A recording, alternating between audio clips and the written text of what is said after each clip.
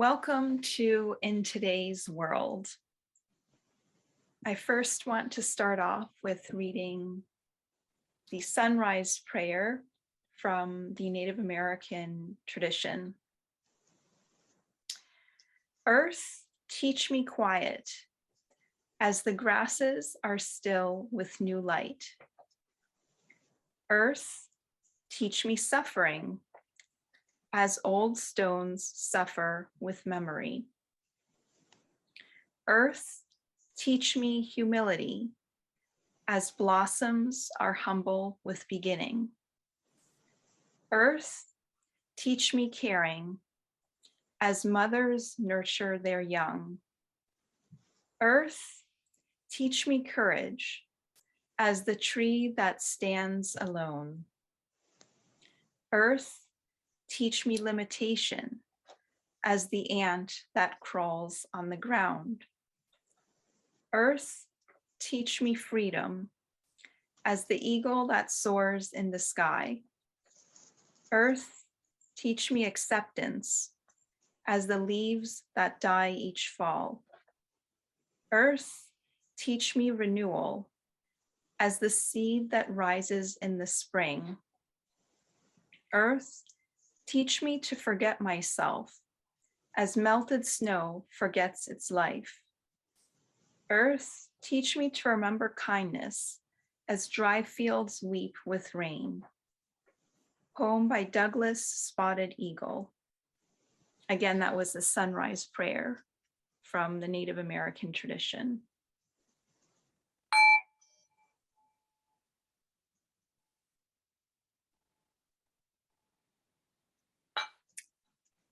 I'm here today with my friend Phil for our first episode of In Today's World. And I first would like to start off with talking about how the meditation went for both of us. Both of us completed 5 minutes of meditation before this recording started. And also I'd like to weave in some elements of the poem if that's something of interest to discuss. Also, I would like to introduce Phil before we go over those subjects. Phil is an amazing human being. Specifically, he's a yoga teacher, a mindfulness coach, and he works with people with varying disabilities and abilities. And he has many superpowers that I've seen, but if I had to narrow down just one, I would label it as being courageously vulnerable. And what I mean by that is really sharing from the heart, something that is original, something that is thought-provoking, and he's really not afraid to go deep, to parse out issues. So I'm very grateful to have him today for our first session of In Today's World, where we talk about mindfulness as it relates to current events, particularly those that are controversial in our world. And I would like to thank you, Phil, for being so adventurous to be the first guest on this podcast. So I'm turning it over to you if you'd like to introduce me and start off the discussion, or I can start off the discussion, either way. Okay, thank you. Thank you so much for having me on the show. I feel honored, and I really I will introduce Isla. I've known her a few years through mindfulness. I know that she is a wellness coach. I know that she is an artist and uses art as a healing modality. And I know that she is known as the cat whisperer, which is interesting because I've been referred to as a dog whisperer. I'm pretty good with dogs. And superpower, well, I once had coffee with Isla, and I remember she had a way of making me feel proud about things that I minimized. Like she painted a picture of me that I wouldn't really have painted of myself. It was sort of this celebration of nobility and courage, and I was like kind of confused. Like, but then I said, well, if she sees it, it must be there. So Isla, I think, probably has quite a few superpowers, but just that ability just that ability to let someone know like their value, their worth, their beauty, um, that is a skill. That is a skill. So that is probably how I'll start. Oh, well, thank you, Phil. I hope you don't mind me jumping in saying that tears came to my eyes when you mentioned my superpower. It was deeply touching. Thank you so much. Oh well, you're welcome. It's so true. I mean, I'll never forget going for coffee, and when I left the coffee shop, I felt like I was 10 feet tall. Um, Oh, because you pointed out certain things that you thought were really brave and courageous and amazing, and to me, I didn't even think twice about them. It was like, so it really, and that always stuck with me because I'm like, don't minimize, um don't minimize strengths and stuff, and that's something I think a lot of us do, is kind of minimize our strengths, because it's like you talk about vulnerability. It's hard to like let your light shine and let the world know what your light looks like. So I think a lot of us are used to hiding. right. I completely understand. It's almost as if a lot of the world is in hiding, and maybe some of us out there are more verbose about our talents. It's hard to strike a balance between humility and owning what we've got and shining our light in the world, as you said. Yes, I remember about 20 years ago, I put up on my wall this quote about letting your light shine. Um, I forget who it's by. You might remember, but it's a very popular sort of poem. Um, and it sort of talks about not playing small.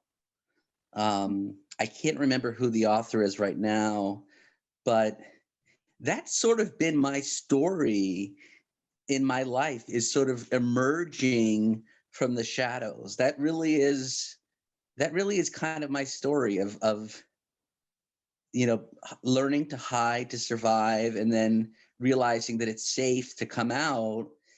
But sometimes even after it's safe to come out, there can be resistance to coming out, because it's been so used to being in hiding. Right, right. I can understand that.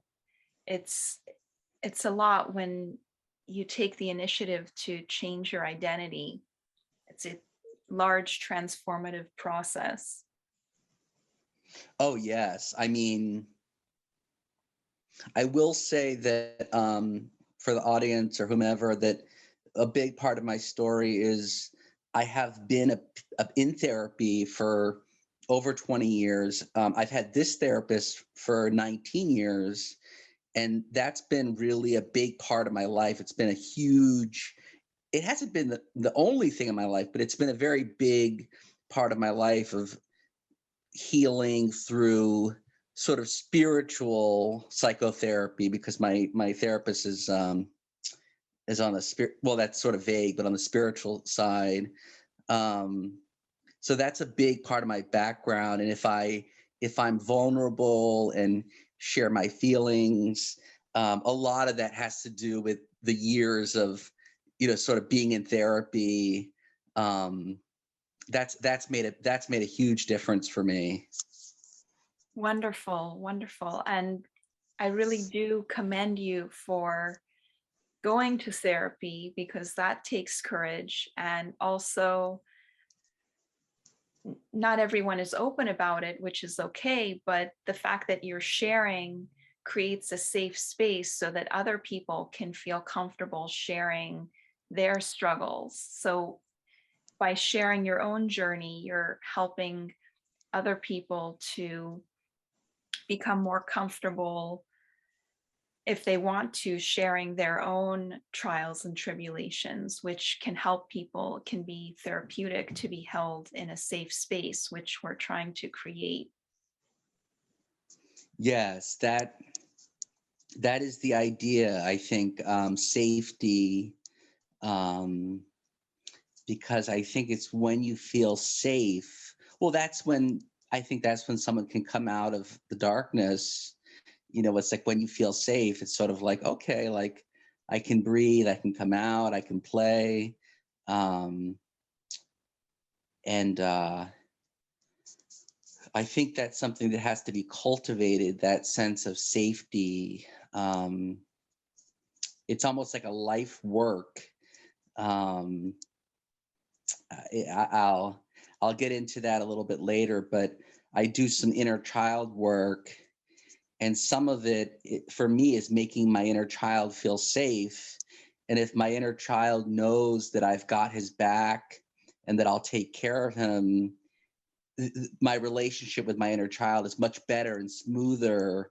And my inner child is sort of like, oh, dad's got my back, I know he's going to take care of me. And but if I'm not true to him and I betray that inner child, or if you want to call it authentic self, Mhm. then there's discord within myself, and there's mistrust of like, oh, dad's not going to take care of us.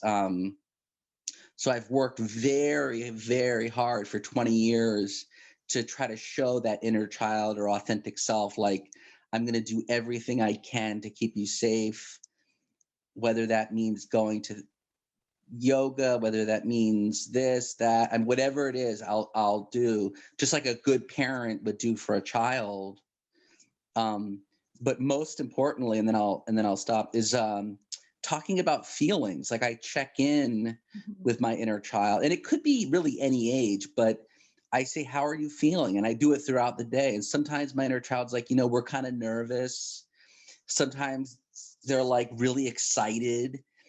But growing up, I'll be honest with you, no one really checked in with me about how I was feeling, like, ever. And I know my parents, that's how they grew up. So, that's just, they did the best they could. But I can't remember a time in my 18 years of growing up where my mother and my father said, gee, Phil, how are you feeling emotionally? It was maybe, how are you feeling? Like you have a cold or something. But I never felt like I could talk about my feelings.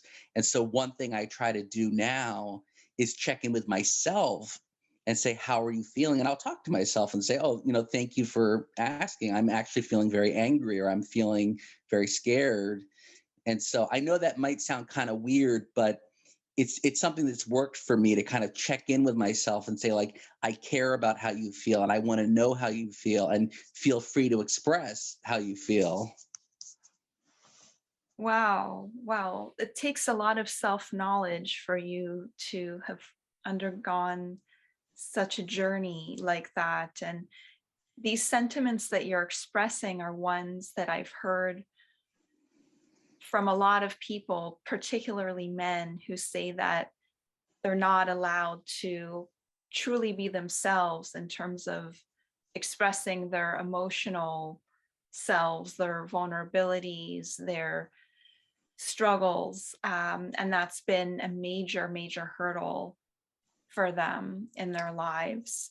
So that is definitely a problem that we need to address in our society, making it safe for people, particularly men who have generally more cultural roadblocks uh, against this sort of intimate expression within themselves, to really make it okay, make it acceptable for everyone, including men, to share their deepest fears, their even anger, if it's expressed in an appropriate way, what the topics are that make them angry, those are very important to express, because if we don't address those, they'll come out in other ways.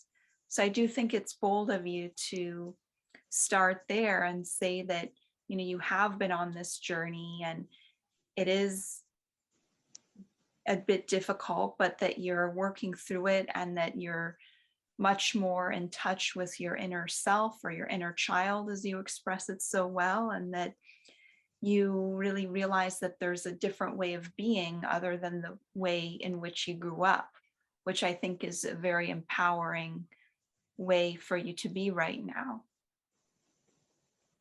Yes, thank you. And I have to give credit to a program that's pretty well known called AA, or Alcoholics Anonymous, because when I was 20, I got sober. I had a drinking problem, and in that first year of sobriety, all the feelings came up, and it was just like a whirlwind of feelings. And the people in the program said, take it a day at a time, and this too shall pass. And just and talk to your sponsor or talk at a meeting about how you feel. So really, that was the first place, if I were to be honest with you, even before therapy, that was the first place where it was like I could no longer numb the feelings with alcohol. And so they were coming out like a flood. And I thought, God, I don't know if I can handle these feelings, but I was able to handle them. And I think that emphasis on one day at a time, it's to break it into little chunks, or baby steps. Maybe for this hour, I'll deal with this grief, and maybe for 30 minutes, I'll deal with this loss. And because for me, it's easy, it's more manageable when it's broken up into little pieces than saying, oh, 2 or 3 decades. That's just too much for me to take on. So I have to think sort of the 12-step program and the whole thing of taking it one day at a time. It's so simple, but that's really been a lifesaver for me. And I've been living that way for 23 years. It's just everything, trying to keep it in the day, which is I think it's very Zen.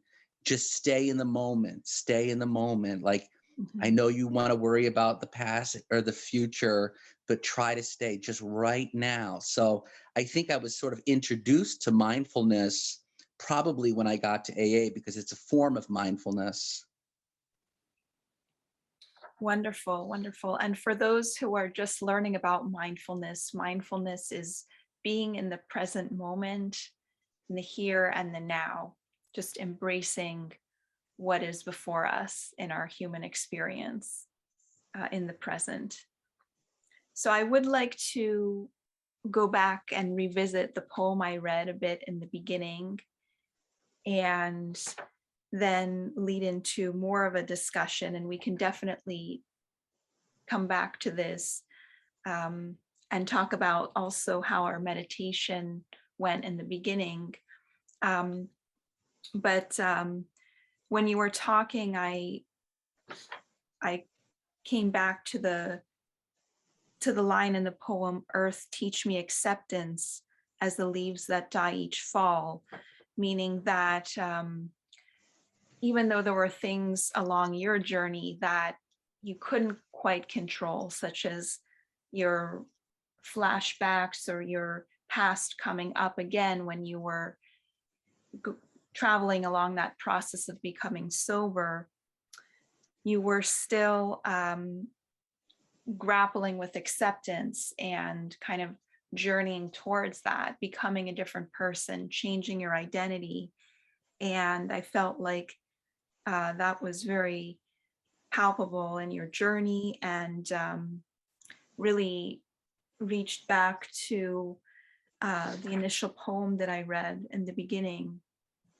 These are all like deeply powerful concepts, and I feel like we each experience them in different ways, and we each have struggles in different ways, but the universality of what we're going through as humans is really what connects us all, that we all struggle in some way with these concepts, if we're self-aware enough to really realize.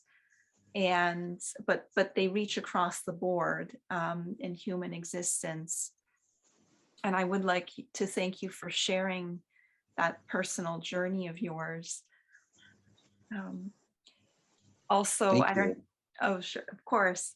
If you want to share a bit about your meditation before this session or in general, how your meditation practice is going, Phil and I both have meditation as a very important part of our lives. And if it's something you'd like to share, by all means, go ahead. I have some thoughts on it too. So whenever you're finished, I can take it away and share my thoughts as well. Absolutely. It's funny because right out of the box, there's a bit of a, I don't know if it's a controversial thing, but just the topic of God. When I meditate, what I learned years ago was just, and this is something that's very basic, was just to pray for knowledge of God's will and the power to carry that out. And so throughout the day, I have this mantra, which is very popular in like AA and 12 step of thy will be done, thy will, not mine, be done. And so I try to surrender the control of how I think things should go. And instead, like with Taoism, sort of go with the flow and not resist what is, and just say, however this podcast unfolds, let it be what it is. And maybe you could say like praying for direction. I pray for direction, Mhm. and I know that's not necessarily a Buddhist thing, but it's something that I incorporate. Of sort of, I always pray for guidance of even like what I say, and and I don't know if I get the guidance, but I've been praying for it for 23 years, and I think it works to some degree. Wonderful, wonderful. I feel like it takes um, a lot of personal power recognition to realize that you need direction and guidance. And it's important that you're doing that, that you're tapping into to who you are and traveling along in that journey of really moving forward and embracing what's before you, not resisting it, but just going with whatever is, which is also a very powerful concept in mindfulness. So you're really employing a lot of different philosophies into your journey, which is very interesting. Well, one thing I thank you, I read in various places, actually, at least four different places, all very different, was that the universe unfolds exactly as it's meant to. And I have friends who disagree with that, and even I sometimes disagree with that. But I've Mhm, seen that at least 5 times in my life in mhm, various philosophies or whatever, that the universe unfolds exactly as it's meant to. So sometimes when I'm going through my day and I say, okay, I don't like the way this is going, but for some reason this is how the plan is unfolding, I can kind of have acceptance and say, yeah, I don't really like it, and this isn't how I would orchestrate it. mhm. But to sort of trust that like things are happening for a reason.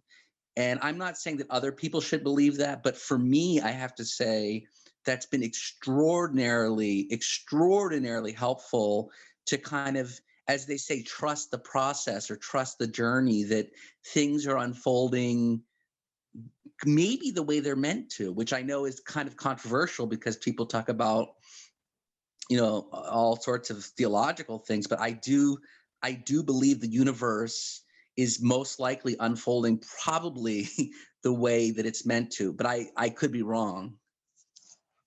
Well, I don't think there's a right or wrong answer for that question. I just think that it's something that we each have to come up with for ourselves. Yes. So I would like to address maybe one final topic before we end because we only have so much time. So, should we go along the lines of emotional intimacy and keep talking about that? Or I know you had more to say on the inner child work that you were doing. I'm trying to give as much time to the guests to really choose the topic and to expound upon whichever topic, um, in this case, you feel would like to go into depth about even more for the remainder of the time. Okay, well, the word that's coming to mind is feelings, emotions, vulnerability. Mhm. Those are the words that, and those are tied into intimacy. I think it's also tied into just how our lives are in society right now. But like just emotional expression, and I know you're an artist and a healer. Um, that is so important to me. Um, Getting feelings out, whether it's by dance or poetry or in a conversation. I know some people would disagree with me and say that feelings are not as important as thoughts or logic or whatever. But for me, I think Freud and others were right that when feelings are repressed, they tend to come out sideways later in life. And so one thing I've really found is whatever feelings are coming up, I try to talk to a friend or someone and call them, text them, email, and say, hey, these feelings are coming up for me. Can I share them with you?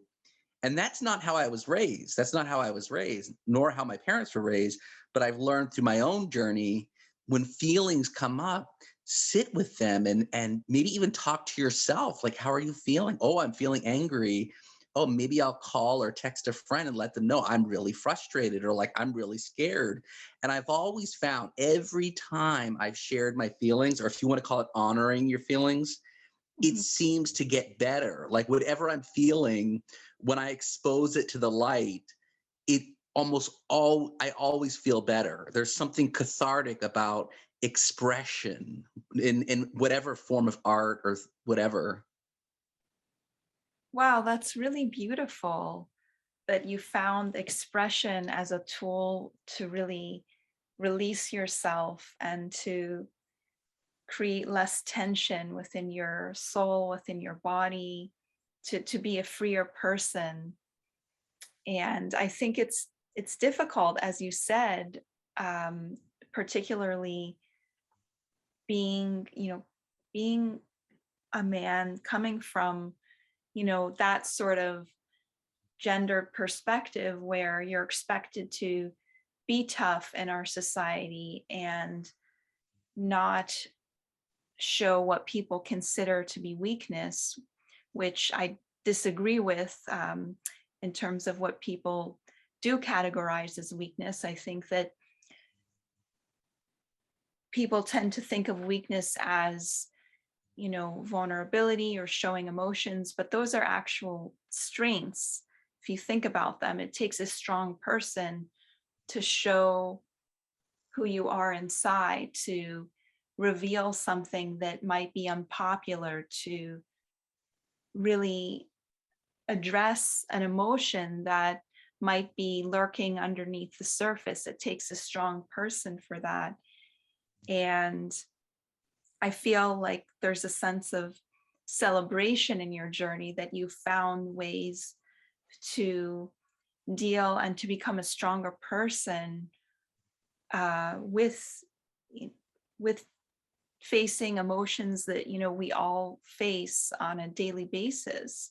So that's very commendable that you found a way to deal with that. I don't know if you have any advice for people who have had kind of a similar background as yours, being encouraged to kind of keep their emotions close to their chest. Um, yeah, yes, I would say the first thing I would say is go at your own pace and try not to force perfection. I know that's something that I sometimes do is I say, "Oh, I've got to do this perfectly." And even if it comes out in an ugly or sideways or just to be gentle with oneself and say, I can't totally express this, but I'm going to try my best. I'm going to put words. And really, I can't emphasize enough the gentleness. And this is something also in Buddhism, being really gentle with oneself of saying, I'm really doing the best I can. And that's a notion that I heard in a program called Al-Anon, that everybody does the very best that they can. And I know that's hard to believe, and I don't always believe it. But if I can say, look, I'm doing the absolute best that I can, and that gentleness, especially, well, men and women, but to be really gentle with yourself. And I know that for some men, just that word, that topic, be gentle, it's a little freaky. Right, right. It's unfortunate, but we really do shut off men from their emotions in our society overall. Some men are given that safe space to really emote their inner feelings, but for the most part, we really don't give that channel, that openness, that permission to men, and it really does a disservice to everyone because we're not able to really see the potential in all of us, every single one of us. If we're encouraging a certain segment of the population to be distant from their emotions. And I do appreciate how you say, be gentle, which, yes, it is definitely a concept in mindfulness and awareness and Buddhism, as you said, that we really do need to embrace ourselves along this journey with a sense of gentleness being as if, we were tending to a child, or both of us have experience with taking care of, for me, cats, for you, dogs, that we need to be gentle with whoever we're dealing with, whomever, and, if in the animal kingdom, whoever on that level as well. Um, so it is very important. And I just wish there was a way to reach more people in terms of giving more safe spaces to people so that they could really feel that they could tap into this. These are such important concepts, and I know that this uh, this permission that we hold back from men in particular, many people, but in particular men, as we've been talking about, really causes a lot of pain. And I just wish we could just transform our society.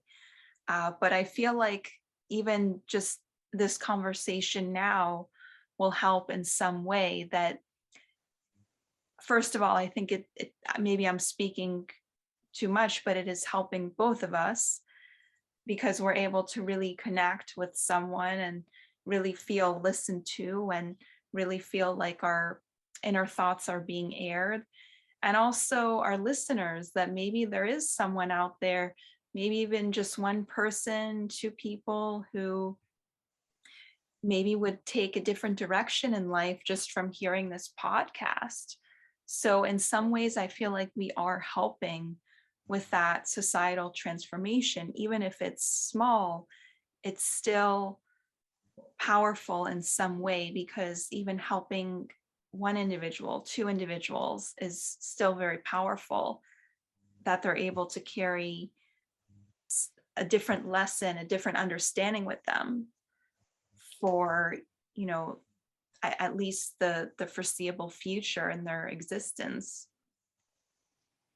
Well, one thing I'll definitely say that I've learned in my journey, or I'm learning, is so many of us, myself included, from the very beginning of our lives are seeking validation. And one thing that I've seen again and again and again, I mean, probably a million times, is that it's really important, if you can, not to seek outside validation, but come from an authentic place of saying, this is how I feel. And you might not like it. You might throw tomatoes at me. You might walk away, but I'm not living for your approval. And that's something that I did for the first 18 years, is I just did everything for approval. What I wore, the music, what I said, all I wanted was what I thought I needed, which was validation. And then someone told me when I was 20 that basically it doesn't really matter if other people approve of you.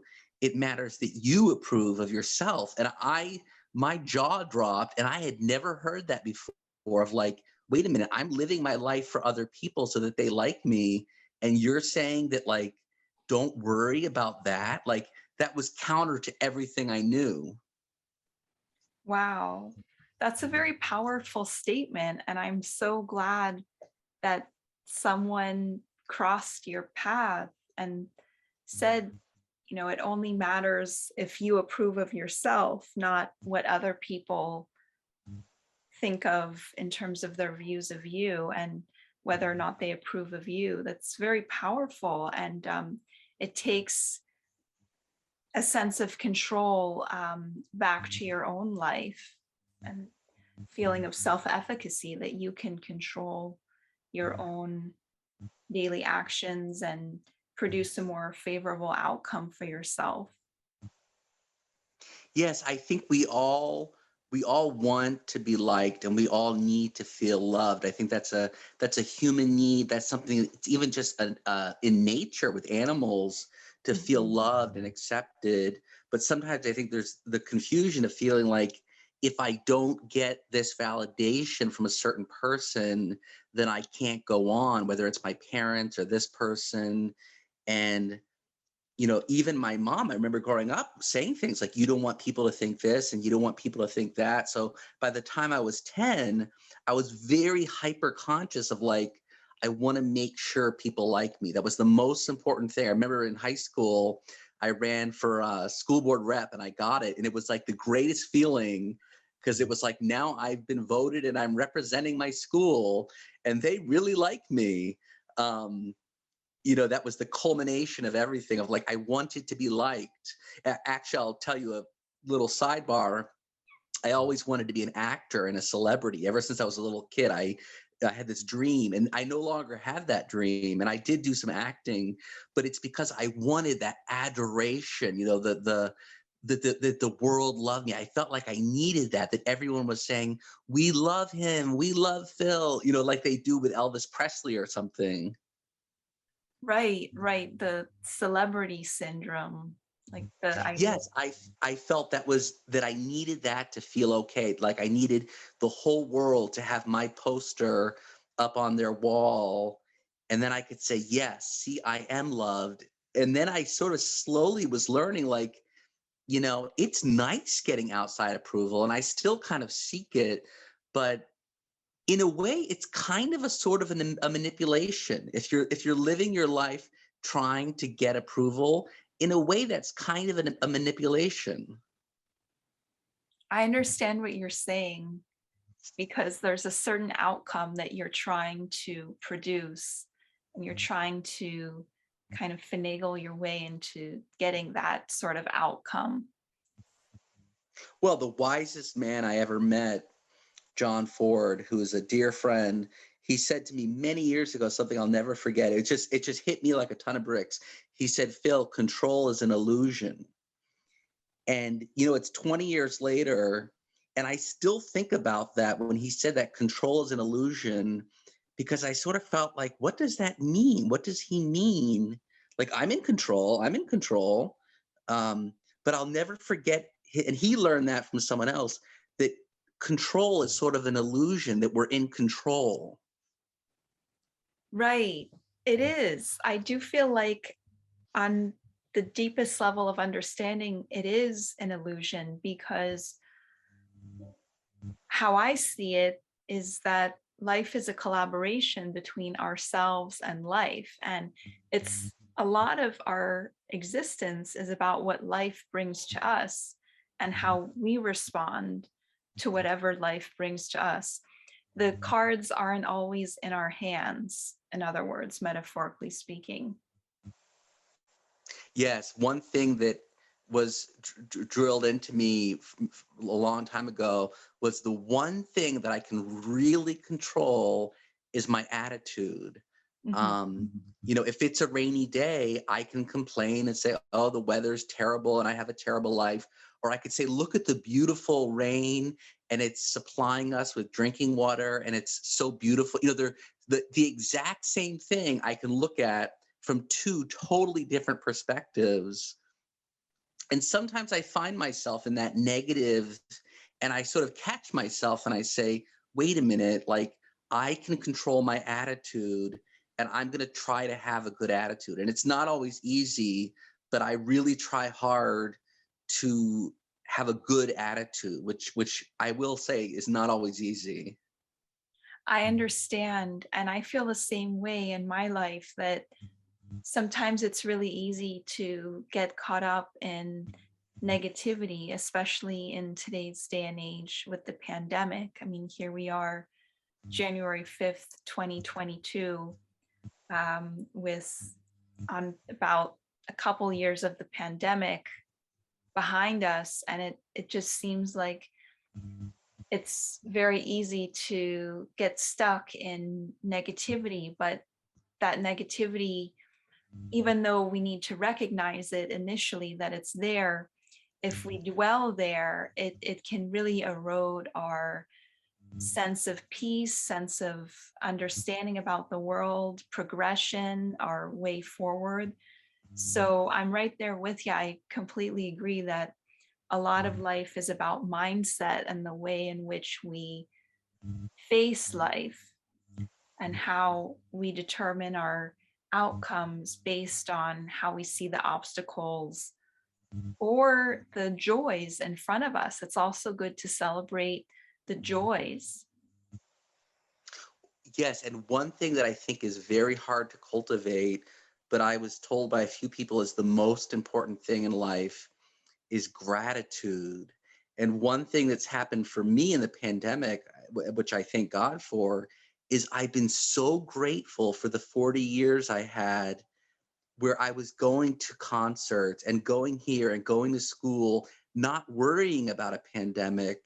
And I just took that for granted. I think of college, the dorms, and everything I did for the first 41 years of my life. I didn't have any worry about a pandemic, wearing a mask. Am I going to get sick? I mean, maybe the flu, but so I've sort of tried to put a spin on it. It's like, Phil, look how blessed you were. There are kids today that can't go to school. They can't go to prom. Everything's on Zoom. You know, you can't really, it's hard to go to an in-person AA meeting. It's hard for people to go to church. And so on the one hand, I'm very upset about this. But on the other hand, I said, look at how blessed you were to have all that, because you thought that was just a given. You always thought everything was just a given. But actually, in a way, you were kind of fortunate. You never realized how fortunate you were until it was sort of taken away.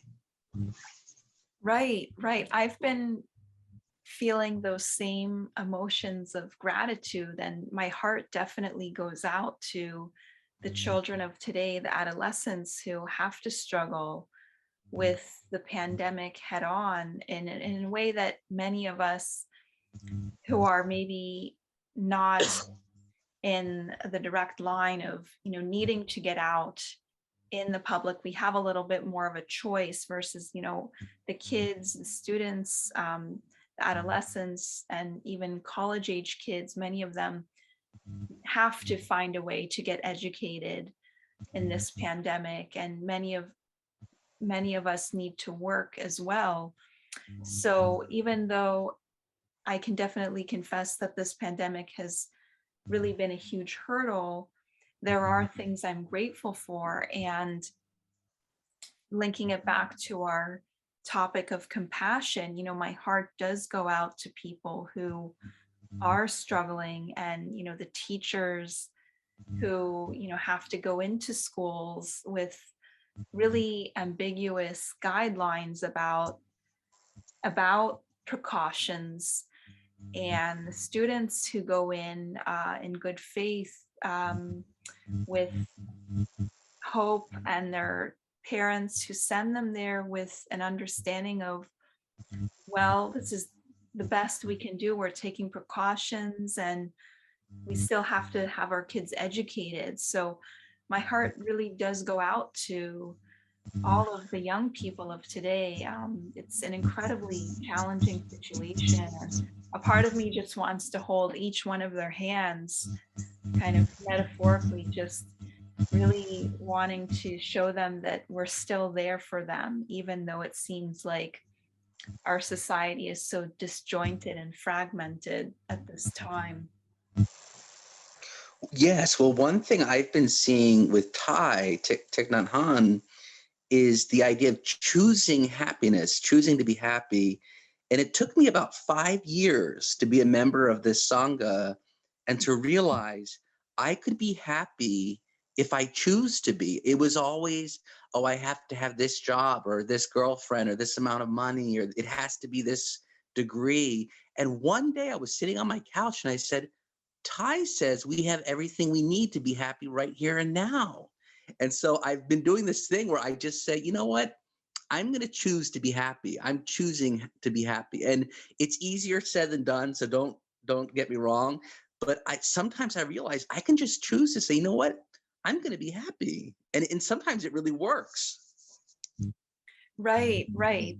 I like how you bring that up and also reference Thich Nhat Hanh, who's a Zen monk who really expounds upon a lot of these concepts that we're talking about in really profound ways and has a large following and a temple, Plum Village, in which teaches mindfulness. And people from all around the world come to study with him. So I do appreciate how you mentioned that happiness is a choice, which gives us a sense of control over the attitudes that we choose. It is empowering. In some ways, it can feel like there's more personal responsibility because it's up to us how we choose to face the day and our existence. But on the other hand, it's very empowering because you realize, oh, this is a choice. I get to choose. Well, I'll even admit to the audience, one thing I've struggled with for about 25 years is what they call major depression. Mhm. It's a clinical depression, and for years, and this is part of what got me into mindfulness and many other avenues, was I had these demons of darkness that were haunting me, and occasionally still do. And I Mhm. said, I've got to find a way to shed some light in this darkness because I want to have a good life. And thank goodness, I'm able to live pretty happily today. And I still suffer, if you want to call that, from depression. Mhm. But boy, am I happier having mindfulness and all these tools that are available. Um, and I have a lot of empathy for people who suffer from depression, and there's a lot because it's really a serious illness, just like bipolar or schizophrenia. And it's something I used to minimize, like, oh yeah, depression, everyone's got that. But actually, depression is really can be very crippling. Right, exactly. I feel like we're coming around in our society to mental illness and the really debilitating effects of it, but we haven't really gotten to that point where overall we can really publicly feel that there's a safe space to talk about these sorts of problems that are so common. And I do appreciate how you said before, there's a choice in how we approach life. And sometimes we just need to like travel around, be kind of one with ourselves until we get to that point where we're able to kind of see that there's a different way of being and to kind of hold our hands, hold ourselves, as Thich Nhat Hanh would say, like one cradles a baby, cradle all those difficult emotions, and then hopefully in some way our soul at one point will be ready to let go of the negativity and kind of bring in more positive, although I know it is a lifelong, it can be a lifelong journey, and it's a daily um it's a daily kind of um toil with it for a lot of people. And I do think that there's a lot of wisdom that people have, from their journeys, and I do appreciate you sharing all of your insights with us. Thank you. Wonderful. Well, I don't know if you have any final thoughts to add before we Um, close. I think the last thing that I'll say that I feel is important has to do with loneliness. And I've met so many people in my life, including myself, that have struggled with that sense of loneliness. And it's sort of an existential thing. And I've come to find it's actually a quite common thing that even people that seem very happy sometimes deal with this sense of loneliness, of these pangs of loneliness. And so I just want to kind of shed some light and normalize that if you are sometimes feeling completely alone, you're not the only one who feels that way. And people might be smiling and laughing, but it's a very human thing to feel very alone. Right. And especially in these times that we're living in, where we're socially isolated or living with a few people or one person, just a limited cohort over a period of 2 years plus. It's so common to feel isolated, and there's also difference of, between physical isolation and psychological isolation. We can also be surrounded by people and yet still feel alone if someone doesn't understand us. Mm. Yes, that is why community, whether it's Sangha, whatever you can find. My suggestion, I would encourage anyone, however you can find it, a sense of community, I think, is the basis for happiness. Even if it's community with a relative, with people that are gardeners or dog walkers, it seems like we all need some type of community. And I think the Buddha realized that, and Thai realized that, creating the Sangha, that as humans, for whatever reason, we're kind of social creatures. It seems like we really thrive with community. Right, right, because we each build on what one another offers optimally. And I just want to reference one term that you put out there, Sangha, which is basically a community group supporting each other in the Buddhist context, although there are many communities out there, as you mentioned.